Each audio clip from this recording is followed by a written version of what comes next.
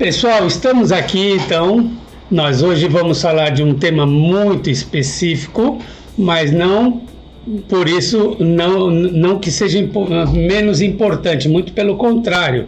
É um tema bastante importante para as empresas em geral, porque ele é significativo, inclusive em termos de valores, né? Então, a gente tem que tomar um cuidado muito especial sobre a questão das contribuições previdenciárias sobre aquele adicional de férias, um terço constitucional de férias.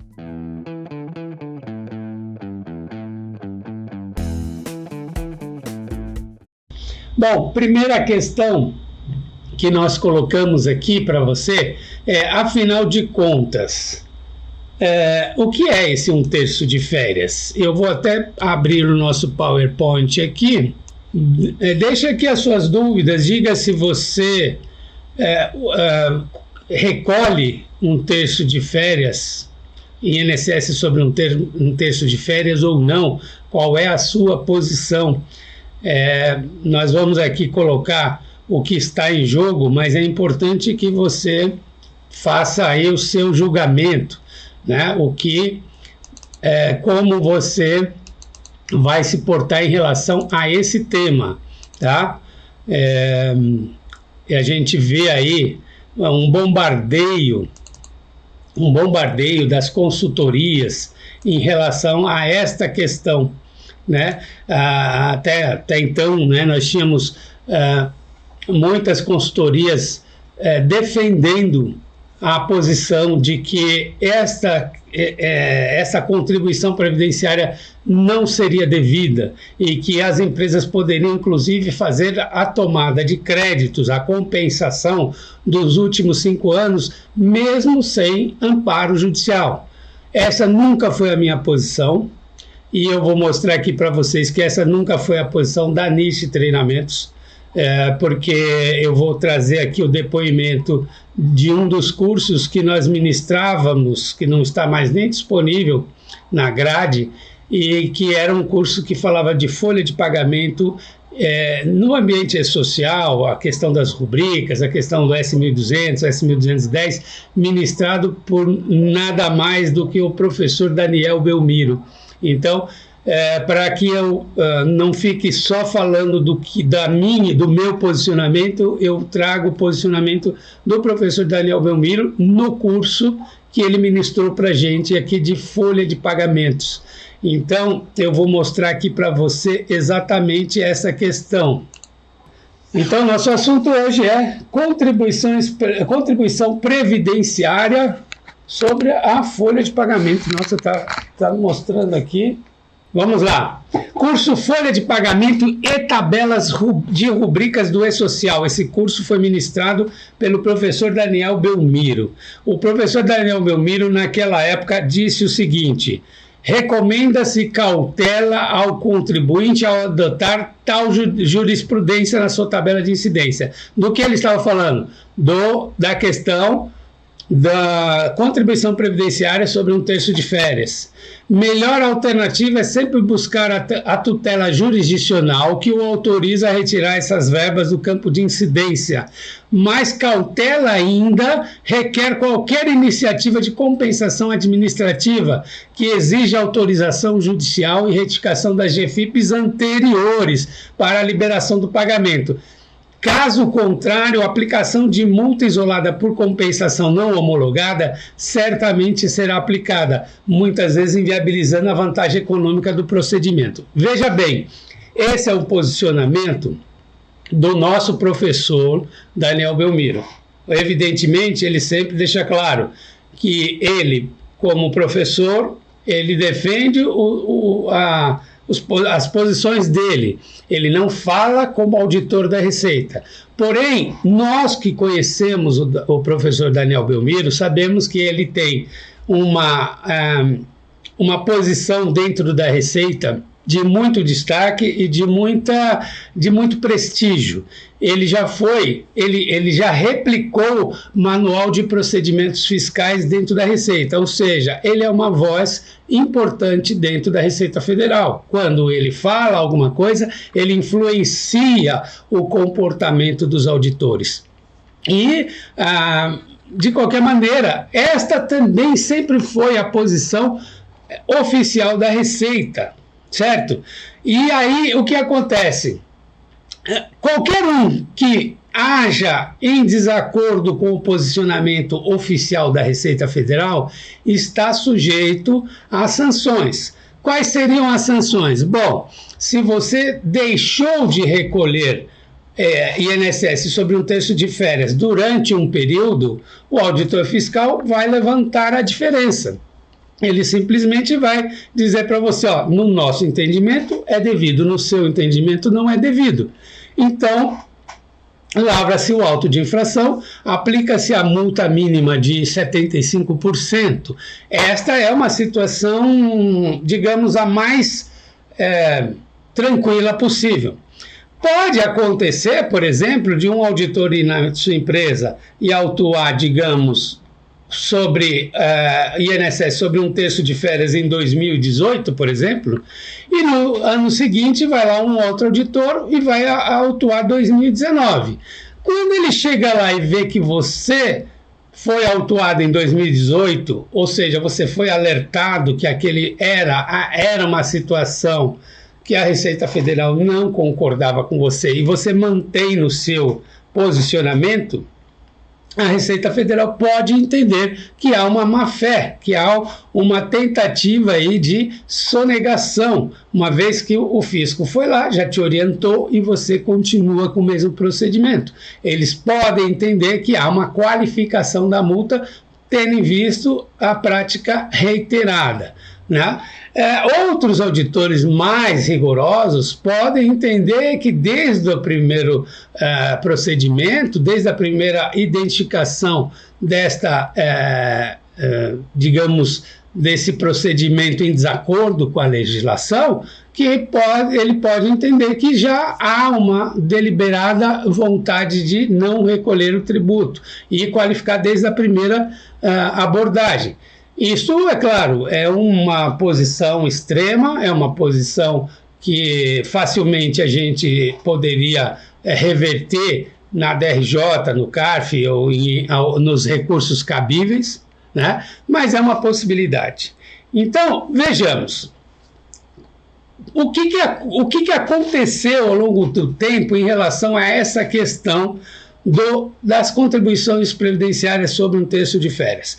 Veja, nós tínhamos, durante muito tempo, nós vimos firmada a posição do STJ pela não incidência de contribuições previdenciárias sobre um terço de férias. Por quê? Por que eles entendiam desse jeito?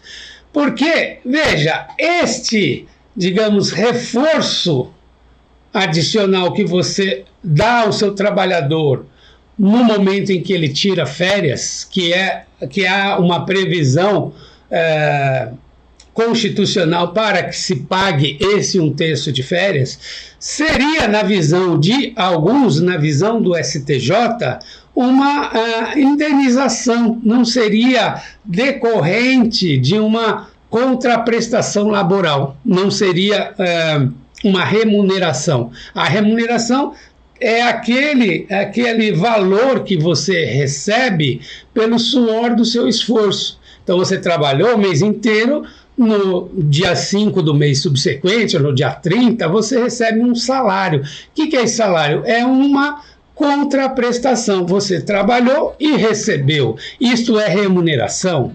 E aí nós temos diversas rubricas que nós podemos entender como remuneração. Então, a questão das horas extras. O que é hora extra? É um valor adicional que você recebeu porque trabalhou mais do que era o previsto de forma ordinária, né? Você trabalhou mais que as 8 horas normais que você foi contratado para trabalhar e, portanto, você tem um adicional, que seriam as horas extras. Eu pergunto, é remuneração? Sim, no meu entendimento, sim. Por quê? Porque você trabalhou mais e recebeu mais. Então, essas outras parcelas, por exemplo, comissão sobre vendas, é salário? É remuneração? É remuneração. É um adicional por ter feito, cumprido uma meta, trazido mais recursos para a empresa. Então, aquilo é uma contraprestação. Comissão, horas extras, salário e etc. Já esse 1/3 de férias, você vai receber independentemente de ter feito algo para isso. Basta que você tire férias, basta que você cumpra aí o período aquisitivo, você passa a ter um direito a ficar 30 dias na sua casa sem trabalhar e recebendo. Então, esse reforço adicional, esse reforço de 1/3 a mais sobre as férias que você recebe, ou sobre esse direito de ficar em casa e receber salário, esse 1/3 seria, então, uma indenização e não uma remuneração. Então, na visão do STJ, não caberia, então, o pagamento, né, de INSS sobre esta verba indenizatória. E assim ficou durante muito tempo, embora a Receita continuasse firme no seu posicionamento de cobrança do INSS sobre 1/3 de férias, o STJ dava decisões contrárias. Então, bastaria a empresa entrar com um mandato de segurança que ela facilmente conseguiria uma liminar para deixar de recolher, e isso poderia chegar ao trânsito em julgado, ou seja, uma posição definitiva em favor do contribuinte. E aí, nesse sentido, a DRJ sempre fica alinhada à Receita, né? A DRJ tem uma obrigação de se alinhar às instruções normativas, aos entendimentos proferidos pela COSIT, por exemplo, aos pareceres da PGFN. Tudo isso norteia a DRJ. O que é a DRJ? A Delegacia de Julgamento. É aquela primeira instância recursal no âmbito administrativo. Quer dizer, se for autuado, você vai recorrer à DRJ. E a DRJ se alinha à Receita, ou seja, você iria naturalmente perder, ia ser mantido o auto que a Receita Federal lhe impôs, né? Então, você foi autuado, você iria recorrer e iria perder.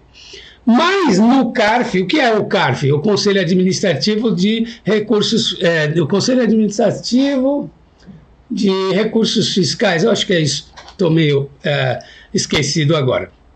E esse conselho, ele é composto de representantes da Receita, de representantes do fisco e representantes da sociedade. Então, ali nós temos um ambiente paritário, ou seja, eu tenho a visão da Receita, mas eu também tenho a visão das empresas, digamos assim, né? Claro, os dois têm a obrigação da imparcialidade, mas na prática o que se vê é que o representante da Receita, ele fica muito alinhado às questões decididas, ou os posicionamentos da Receita.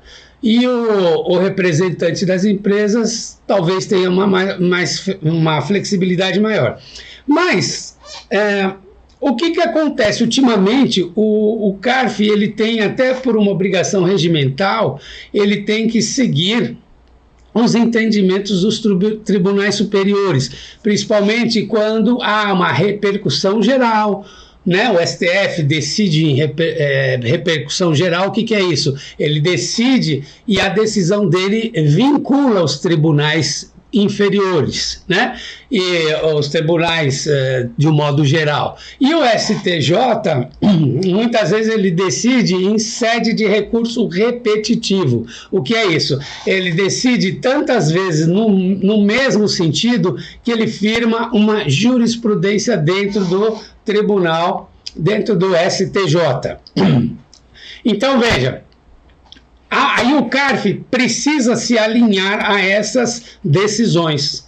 Então, o que estava acontecendo nos últimos tempos? A empresa poderia, eventualmente, ser autuada, mas ela teria uma certa convicção de que ela iria reverter essa decisão no CARF, né? E isso é muito importante, por quê? Porque enquanto eu estou em fase administrativa, os recursos são gratuitos.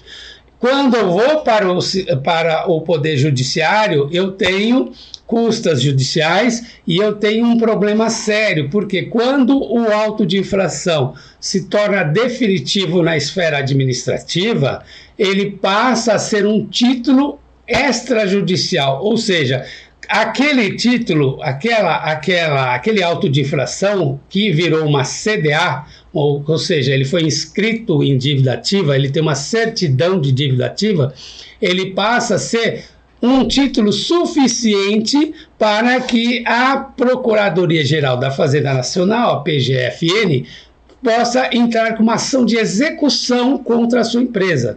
Então, você terá que nomear bens à penhora, ou você tem que dar alguma coisa em garantia para poder questionar esta situação no judiciário sem que essa ação de execução vá embora. Então, eu posso entrar com uma ação ordinária, eu posso entrar com qualquer recurso judicial que esteja disponível. Porém, a ação de execução é autônoma, ela vai embora. Para ela não ir embora, não ser executado os seus bens, não ser feita aí esse constrangimento de, por exemplo, bloquear valores no seu conta corrente, né, da conta corrente da empresa, você teria que garantir esse crédito. E essa garantia muitas vezes sai caro para a empresa. Então, a discussão no âmbito administrativo ela passa a ser muito relevante, porque ela é uma discussão econômica, digamos assim. Por quê? Porque você não precisa pagar e ainda tem a suspensão da exigibilidade do tributo, ou seja, você não pode ser cobrado daqueles valores enquanto há uma discussão dentro da esfera administrativa. Então, mas vamos pensar o seguinte, por que então nós tivemos essa mudança de entendimento? Veja, o STJ é o tribunal que trata das ilegalidades, das situações em que há um confronto, uma aplicação incorreta da lei. Então, o STJ, que é o Superior Tribunal de Justiça, ele tem essa função de analisar ilegalidades. Já o STF, que é o Supremo Tribunal Federal, ele tem a função de preservar, observar a constitucionalidade das questões jurídicas, quer dizer, ele tem que zelar pela Constituição Federal.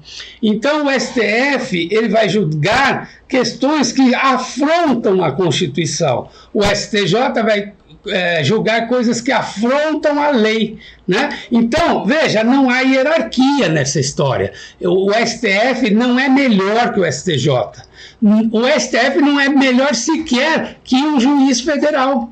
Por quê? Porque, na verdade, não há hierarquia. O que há são competências. Enquanto o juiz federal é aquele sujeito que recebe aquelas demandas judiciais em primeira instância e ele tem autonomia para poder julgar essas questões, o STF ele só vai agir se provocado, ou seja, depois que passar pela primeira instância, depois que passar pela segunda instância, ou tudo bem que não passe por essas instâncias, mas desde que haja uma afronta clara a um princípio constitucional, a uma ameaça de direitos e garantias individuais, por exemplo. Então, é muito comum você ver lá um afastamento de um governador do estado do Rio de Janeiro. Aí ele entra com habeas corpus, por exemplo, no caso, vamos imaginar que ele fosse preso, né? Então, aí ele vai entrar com habeas corpus dizendo, olha, eu estou sofrendo aí uma sanção e isso afronta a Constituição. Então, isso pode ser julgado diretamente pelo STF. Né? Não vamos entrar na questão de foro privilegiado, essas questões não, que aí a gente foge do assunto. Mas, enfim, foi só um exemplo. Então, o que acontece aqui? Nós temos, então, o STJ julgando o quê? A Lei 8.212, o artigo 28 vai dizer o seguinte: entende-se por salário de contribuição. Salário de contribuição é aquele que só tem remunerações, né? É aquele que vai me formar a base de cálculo para eu calcular o quanto eu devo de contribuições previdenciárias. Então, esse artigo 28 vai dizer assim: salário de contribuição é o quê? É a remuneração auferida em uma ou mais empresas, assim entendida a totalidade de rendimentos pagos, devidos ou creditados. Veja bem, o que é pago? Pago é aquilo que você recebe, certo? Aquilo que você recebeu, então é salário de contribuição. Aquilo que é devido também é salário de contribuição. Como assim? Se a empresa te contrata, você trabalha, ela fecha a folha de pagamento, mas não faz o pagamento para você, deixa você sem salário, ainda assim ela é obrigada a pagar INSS sobre esse salário que ela prometeu que iria pagar para você na folha de pagamento. Então, esse é o devido ou mesmo creditado. O que é o creditado? É justamente aquela folha de pagamento que ele lançou na contabilidade. Ele creditou ele fez o lançamento contábil, ele reconheceu aquela despesa. Então, já passa a ser devido aí INSS sobre a esses valores. E ele diz a qualquer título. Quando ele diz a qualquer título, ele está dando a possibilidade de a gente interpretar. Bom, comissão é remuneração? Embora chame de comissão, ela é uma remuneração? Sim, porque é qualquer título. Aí, nesse caso, 1/3 de férias é remuneração? Poderia ser, porque ela chama 1/3 de férias, mas se entendermos que há uma contraprestação laboral, sim, é salário de contribuição. Então está feita aí, nós temos aí uma brecha para você entender que sim cabe INSS ou que não cabe INSS. Então há uma possibilidade de interpretação de forma diversa numa lei. Então esse é um caso que o STJ pode ser questionado e tomar uma posição a respeito. Lembrando que o parágrafo 9º desse mesmo artigo 28, ele vai dizer o que não integra salário de contribuição. E aí ele vai dizer as importâncias recebidas a título de férias indenizadas e respectivo adicional constitucional. Ou seja, a lei se posicionou claramente em relação a férias indenizadas, mas ela não o fez para as férias gozadas, ou, enfim, as férias gozadas. Então, ela não falou nada sobre férias gozadas e o adicional, né? E, portanto, deixou aí uma brecha para que o STJ pudesse opinar por um lado ou por outro. E eles opinaram durante muitos anos pela interpretação de que 1/3 de férias é uma questão indenizatória.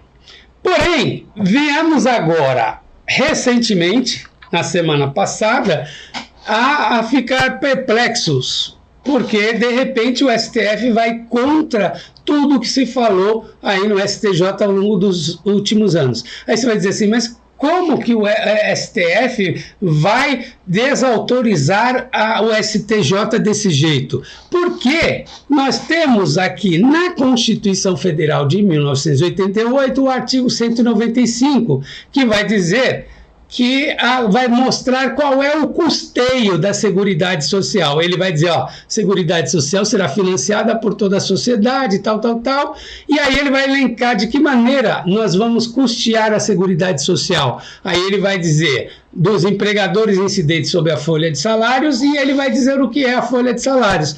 Ele vai dizer folha de salários e demais rendimentos do trabalho pagos ou creditados a qualquer título à pessoa que lhe preste serviço. Então, veja, quando ele define o que é folha de salário, e aí ele fala rendimentos do trabalho, ele abre, então, a possibilidade de você discutir, à luz da Constituição Federal, o que seriam esses rendimentos do trabalho, se eles são fontes de custeio para a Previdência ou não. Então, veja que a discussão constitucional, ela versa sobre isso, ó. A minha folha de pagamento, ela é fonte de custeio da Previdência ou, do caso, da Seguridade Social? Sim, não tenha dúvida.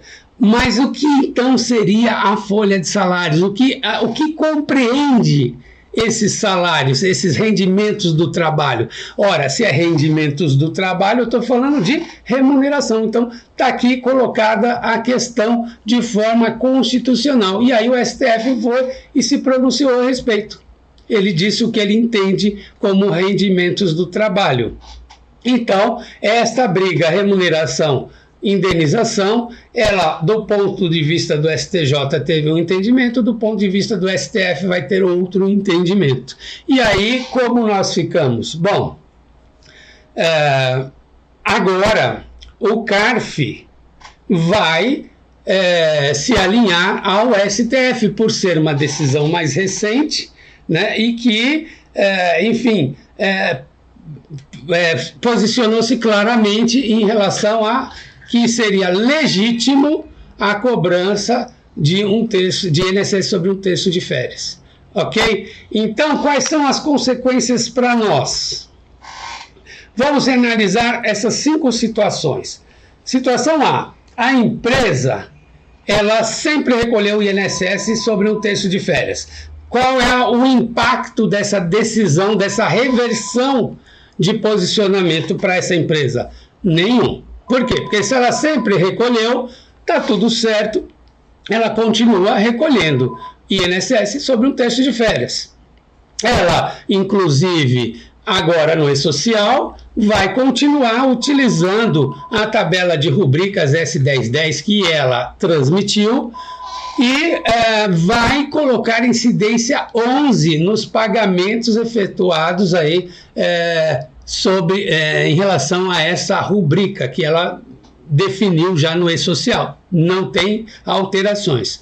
Situação B: a empresa, de outro lado, na outra ponta, ela deixou de recolher INSS sobre um terço de férias de forma espontânea, sem nenhum amparo judicial. Ela falou assim: como a STJ já julgou mesmo, se o auditor vier aqui me autuar, não tem problema, que isso vai ser, essa situação vai ser revista mais para frente. Então, quem está nesta posição deve fazer o seguinte: bom, o que eu deixei de recolher dentro dos últimos 5 anos, eu estou sujeito aí a uma autuação. Então, eu vou fazer essa avaliação de qual seria o impacto de um auto de infração desses valores não recolhidos, com multa e juros e com a multa de ofício. Esse seria aí o reflexo que poderia acontecer na situação B. Poderia a empresa ser autuada para recolher o que deixou de ser recolhido nos últimos 5 anos. Por quê? Porque passados 5 anos a Receita não pode te cobrar mais, certo? E com as penalidades, né? Situação C: a empresa deixou de recolher, mas com amparo judicial. Que seria isso? Ela tem uma liminar, por exemplo, para deixar de recolher. Então, neste caso, ela vai ter 30 dias para fazer o recolhimento espontâneo desses valores que ela não recolheu por força de liminar, sem o pagamento de multa. Então, ela pode recolher só o valor atualizado daquilo que ela deixou de recolher. Então, veja, ela está numa situação um pouco mais confortável. Por quê? Porque ela pode fazer o recolhimento sem multa. Em alguns casos, as empresas deixavam de recolher, mas faziam depósitos judiciais. Melhor ainda, porque aí, nesse caso, basta fazer a conversão em renda, ou seja, pegar aqueles valores depositados e fazer com que eles sejam integrados ao patrimônio da Receita Federal. Certo? Então, essa é a situação de quem tem amparo judicial. Situação D, ela tem, além de ter um amparo judicial, ela tem um trânsito em julgado, ela tem uma certidão de trânsito em julgado, ou seja, a discussão já encerrou no Poder Judiciário. Neste caso, ela tem o que nós chamamos de coisa julgada, e essa decisão ela não pode ser atacada. Não é porque houve mudança de entendimento agora que eu vou reabrir as decisões judiciais que são perfeitas, né? que elas passaram por toda a sua vida aí no judiciário sem nenhum problema. Então foi julgada, teve recurso, etc. Chegou uma hora que transitou em julgado. Então esta decisão ela é definitiva e, portanto, a empresa que deixou de recolher nesse período ou que fez as compensações que ela solicitou, essa situação não vai ser atacada por essa mudança de entendimento, ou seja, fica como está. Mas, evidentemente, daqui para frente, a decisão ela não vai valer. Ela valeu enquanto ela gerou seus efeitos. Mas agora nós temos um novo posicionamento, a empresa não pode se valer de uma decisão do passado para exercer esse direito o resto da vida. Então, aí ela não muda o passado, mas daqui para frente ela passa a ter aí o comportamento de todos, né? Ela vai ter que recolher normalmente. Situação E. A empresa deixou de ter... Então, a D e E, a diferença é: eu transitei julgado, mas ainda estou no E-Social, ou eu já estou na DCTF Web, já entregando a DCTF Web. Bom, se a empresa está no E-Social, ela entrega GFIP. Então, o que acontece?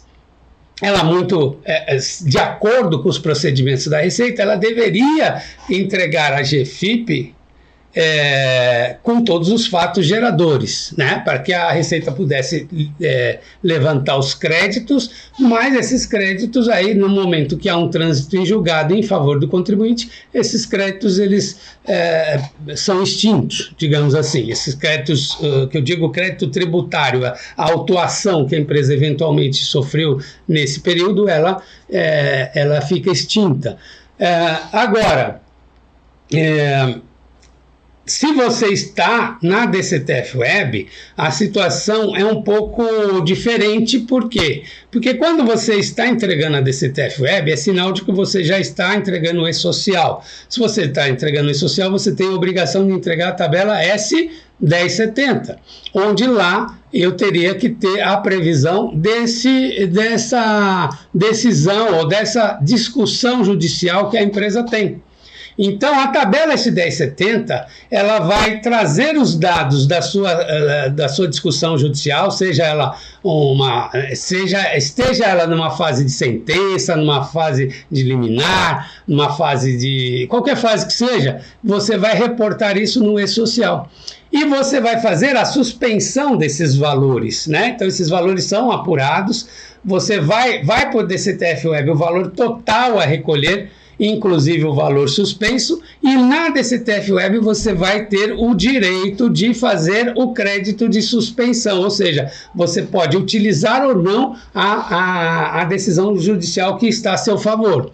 E aí, nesse caso, cada vez que você suspende um valor que está na DCTF Web, você está constituindo um crédito tributário.